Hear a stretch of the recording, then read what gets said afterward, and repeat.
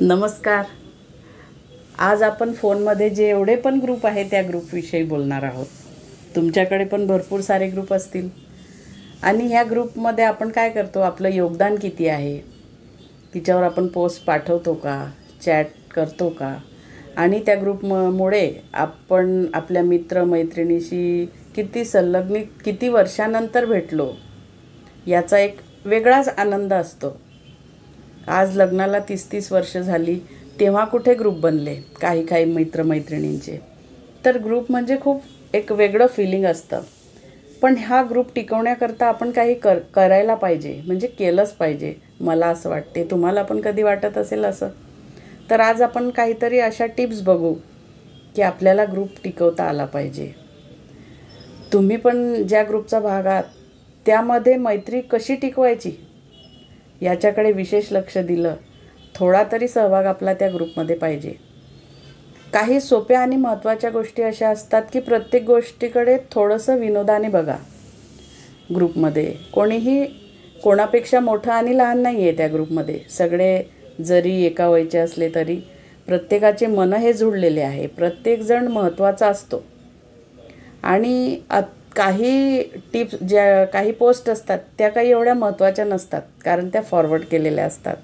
म्हणून एवढं टेन्शन घ्यायचंच नाही. प्रत्येकाने आपलं उत्तम योगदान द्यावं, कारण ते स्वतःचं काहीच नसतं. म्हणून काही पोस्ट परत येतील त्यावर पण फार प्रतिक्रिया देऊ नका.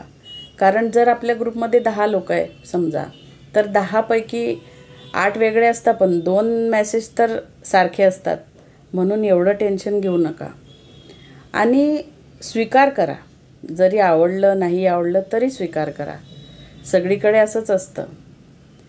कोणाला इथे काही पगार वगैरे नसतो. हे फक्त एक प्रेम आणि आपुलकीने चालणारं एक व्यासपीठ आहे बरं का. आपलं नित्याचं जीवन जगा.